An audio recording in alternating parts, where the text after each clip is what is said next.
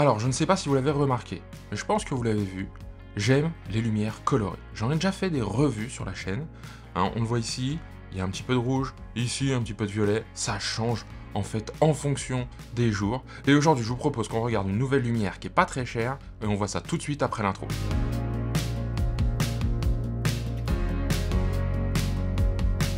Bonjour et bienvenue sur la chaîne Les Tests de Cyril.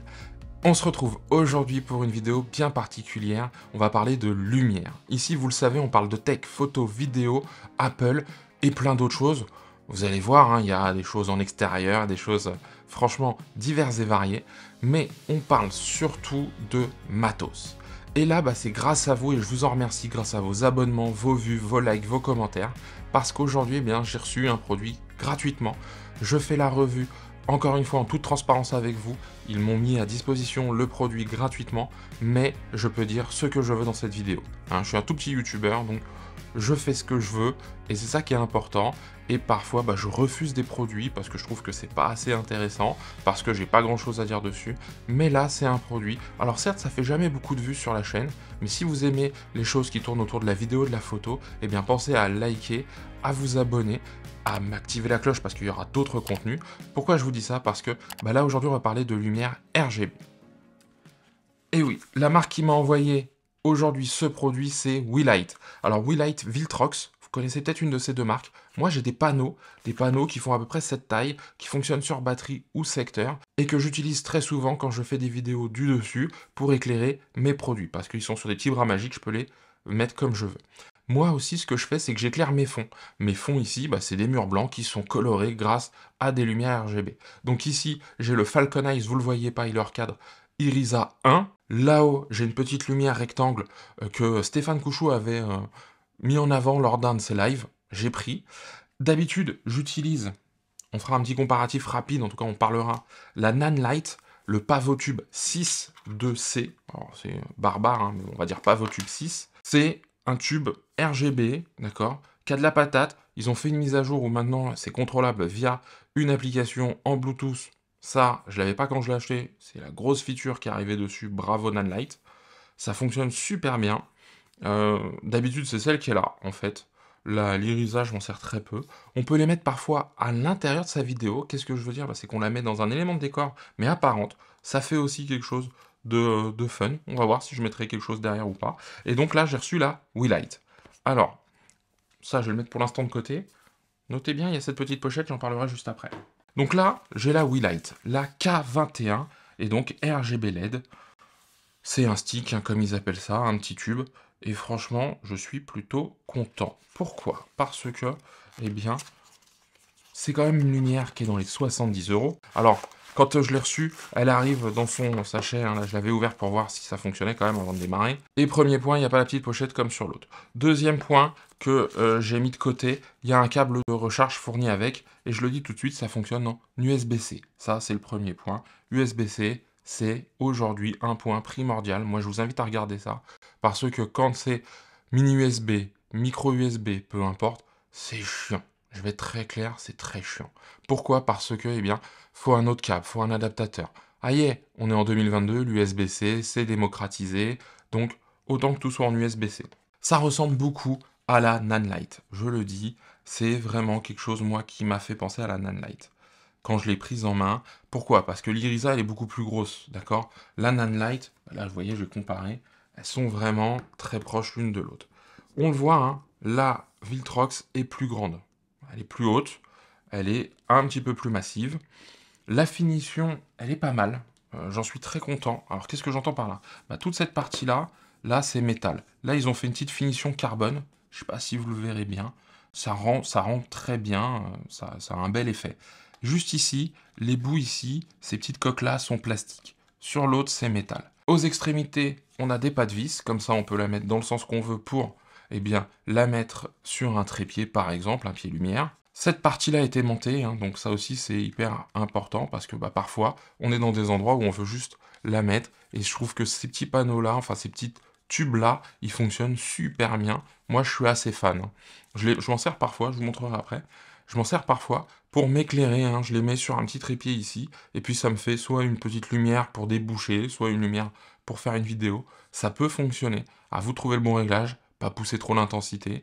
C'est une lumière assez dure, hein, on va quand même se le dire, la diffusion, forcément, c'est pas comme moi là avec ma softbox, mais ça fonctionne plutôt pas mal. Donc allez, je viens de la mettre en route, je l'ai reçu, elle a été chargée, c'est franchement très correct. La sensation est bonne, les boutons font qualitatif, ça bouge pas, hein, là vous voyez. Vous avez un petit écran ici pour les indications, pour l'instant j'ai mis à 0 de puissance. Un bouton pour régler le mode dans lequel on est, plus moins pour les puissances, changer les couleurs, etc. Ça c'est pour switcher d'un élément à un autre. Et le bouton marche arrêt. Donc c'est hyper simple à prendre en main. Alors, je commence par le mode qui peut être le plus utile pour la plupart d'entre nous, c'est la lumière blanche.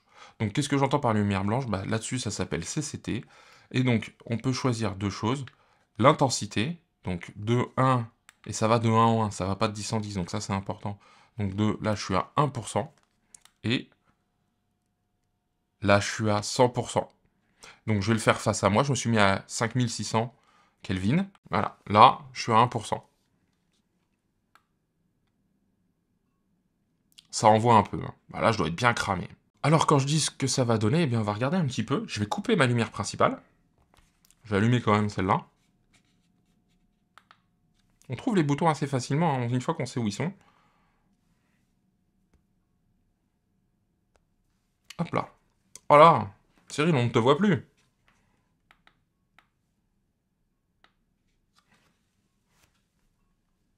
Vous voyez, je pourrais même la sortir du cadre. Alors, ça va être un peu compliqué là. Voilà. Faire ça, puis trouver le bon éclairage, hein. Je pense que ça rend plutôt pas mal. Peut-être un petit peu sombre encore. Forcément, j'ai pas la même diffusion, etc. Mais vous voyez, on peut faire des choses très intéressantes. Ça, c'est le mode lumière blanche. Vous voyez ce que ça peut donner.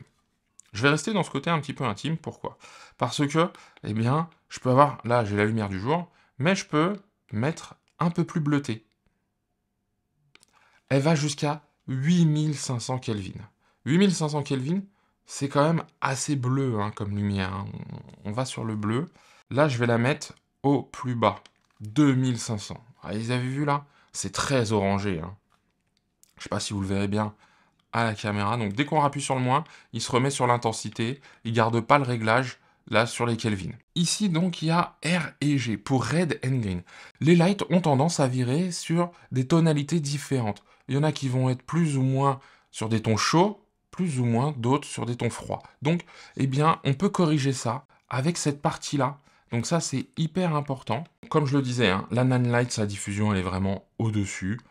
C'est flagrant. Là, je vois bien la bande de LED. En fait, là, vous le verrez pas parce que ça va être surexposé. Le capteur, il n'est pas assez fin, avec une plage dynamique, comme dirait Sofiane, pour être visible. On voit qu'il y a une alternance de LED froide et LED chaude. Là, je les devine. Là, je les devine pas. Donc, ça, c'est important. Là, les deux sont à 20%. Bon, la Nanlite, elle éclaire un petit peu plus. Il faut se l'avouer. Mais elle est plus puissante, hein. Je crois qu'elle fait 30 watts contre 8. Là, ce que je fais, c'est que je vais mettre les deux à 100%. La Nanlite est plus puissante, c'est sûr et certain. On vient de voir le mode avec la lumière blanche. Là, je passe en mode qui s'appelle HSL. HSL, pour moi, c'est eh bien, la partie colorée. Certains appellent ça Hue pour couleur, etc. C'est un petit truc qui est dommage. C'est que si mon intensité, je la trouve bonne, si je laisse passer quelques secondes, c'est vraiment pas long, eh bien, il me décoche la partie ici. Donc là, vous voyez, par exemple, là, je fais... Hop, je me mets sur la couleur. Je vais changer la couleur. Voilà, là je vais sur quelque chose un peu plus rose-violet. J'attends quelques secondes, vous voyez, là il est en surbrillance. Et boum, ça vient de s'arrêter. Et là, si je rappuie sur plus, enfin sur moins plutôt, on va faire ça. Vous voyez, je suis repassé sur la partie luminosité, intensité. C'est un petit peu dommage parce que si mon intensité, je la trouve bonne, je voudrais peut-être juste en appuyant sur plus ou moins revenir sur la partie couleur. Peut-être qu'avec une mise à jour, ça peut se régler, ou il y a peut-être un réglage d'ailleurs pour le faire. RGB, ça c'est vachement bien. Si vous avez vos valeurs de rouge, vert et bleu, eh bien vous pouvez reproduire la lumière, en tout cas la teinte que vous voulez. Avec en plus, je crois de mémoire, ça c'est pour un petit peu aller de façon plus précise, le blanc et le Y, ça doit être le yellow. Donc c'est plutôt pas mal. Tout ça, ça fonctionne bien. Au niveau des spécifications techniques, Je vous fais rapidement le point, donc ça va de 1 à 100% par palier de 1, 2500 Kelvin à 8500 Kelvin, 770 lumens, non pardon, 670 lumens au max, très bien. Le TLCI, ça va au-delà de 97. Le RA, je crois que c'est pour les teintes de peau, ça c'est quelque chose avec le rouge je crois, c'est à 95 qui est plutôt pas mal, c'est leurs infos. Elle a une autonomie d'1 heure au max de sa puissance. C'est pas énorme, mais ça peut être suffisant, sachant que, bien évidemment, vous lui mettez une power bank et vous êtes quasiment en illimité. Ça aussi, c'est un point que j'ai sur toutes les autres, et ça, c'est un petit truc en plus parce que vous pouvez le faire de n'importe où. Et le dernier point que je voulais voir avec vous, eh bien, c'est qu'il y a une application. Dans la notice, il y a un QR code. Hop, ça m'ouvre l'App Store. WeLight Pro, obtenir. Donc, elle demande à autoriser le Bluetooth. Oui. Donc, je vous l'avais vu, je viens d'installer l'application. Tout de suite, ça a été reconnu. Je peux contrôler la marche arrêt, mais attention, le premier point de départ, c'est quand même de l'allumer avec le bouton poussoir. Il n'y a pas un mode veille, en tout cas, il y a marqué Power Off, donc il y a une veille, je pense que ça consomme de la batterie. Quand on voit A, B, C, D, E, F, je pense qu'on peut avoir plusieurs de ces lumières et les contrôler tout en même temps. Sur un gros setup, ça peut être sympa. Donc il y a différents canaux, jusque-là, vraiment nickel. Donc, mode CCT, la lumière, les réglages classiques avec des réglages préenregistrés. Donc CCT, c'est pour la lumière blanche. HSL, c'est pour toute la partie colorée. Donc là, vraiment avec le code en haut qui apparaît, qu'on ne peut pas rentrer, c'est dommage. Si on pouvait le rentrer avec le clavier pour avoir vraiment son code couleur à soi, pour faire matcher les choses, ce serait vraiment intéressant. Bon, après RGB, etc. Ok, c'est plutôt pas mal. Je vous fais un petit tour, hein, là, ça a l'air d'être le profil colorimétrique. Pourquoi pas. Color Chip, alors là, il y a l'air d'avoir des, on va dire, des choses préenregistrées. Rosco lit des fabricants de gélatine, je crois, de mémoire. Donc c'est plutôt pas mal. Petite remarque, tout n'a pas encore été traduit dans l'application. J'espère que ça viendra dans une mise à jour. C'est dommage. Les effets, il y en a 26. Alors certains se répètent, mais quand même, 26 effets, c'est quand même pas mal. Hein. Et flash, club, enfin voilà. Il y a de quoi faire. Et c'est assez bien réparti, et puis surtout assez clair, en tout cas dans les topics et tout ça. Donc ça, j'ai quand même arrêté. Une fonction que moi, je trouve géniale, Color Picker. Là, je viens de me mettre sur le mode Color Picker. Color Picker, il va, comme il dit, ramasser la couleur, et normalement, il va mettre la lumière ici, à la même couleur que ce que j'ai. Hop, ok. Bon, suivant ce que ça vise, hein, parce que là, en plus, j'ai ma grille, donc il voit pas la même chose, mais ce qui va être assez flagrant, ça va être là. Ok. Là, c'est ce qu'il voit. Donc, suivant l'intensité, suivant où je le chope, c'est différent. D'accord? Hop, le saut. Hop là. Là, c'est la lumière de là-haut. Et là, franchement, le rouge, il est pas mauvais. Hein. Je vous le dis, on n'est pas loin. Donc, suivant la lumière, etc., ouais, je trouve ça intéressant. Donc voilà, c'est assez complet au niveau de l'application. Ce qu'on fait, c'est qu'on se retrouve pour la conclusion. Je viens de faire le tour de cette WeLight K21. Et sincèrement, c'est vraiment pas mal. Pourquoi je vous dis ça? Parce que franchement, moi, j'en suis content. Ça fonctionne bien, c'est pas cher, c'est 70 €, voire un peu moins. Voilà, il manque la petite housse de transport, mais encore une fois, dans le prix, il faut bien faire des concessions. Ça a l'air robuste, solide, en main, j'ai pas peur. C'est pas aussi puissant que la Nanlite, mais sincèrement, ça fait le job. Comme lumière d'appoint, vous avez vu l'application qui est hyper fournie. Elle est vraiment plutôt pas mal, l'application. De l'USB-C. Bon, à 100%, 1 heure de charge. Attention, c'est du max. Donc, ce sera peut-être un peu moins. Si la batterie vieillit, ce sera peut-être encore un peu moins. Mais bon, il faut savoir que si on l'utilise à 50%, pour faire des lumières de remplissage, là, je suis entre 20 et 40%. Donc, j'ai au moins 2 heures devant moi. Donc, je suis assez tranquille quand je fais mes tournages. Ça fonctionne très bien. Ça peut très bien fonctionner comme lumière derrière. Donc, on peut imaginer pas mal de choses avec ces petites lights-là. Et franchement, ça fait le job. Je vais pas en faire beaucoup plus dessus. Si vous avez des questions, les commentaires sont juste en dessous. Moi, je vais remercier la marque WeLight Viltrox de m'avoir fourni cette lumière pour le test. Comme d'habitude, si cette vidéo vous a plu, eh bien, abonnez-vous. Pensez à liker, à activer la cloche, c'est important. De temps en temps, du contenu sur la vidéo, la photo. De temps en temps, du contenu sur du Apple, du matos. Et toujours du contenu sur la tech. Il me reste à vous dire à très bientôt pour un nouveau test et surtout, prenez soin de vous.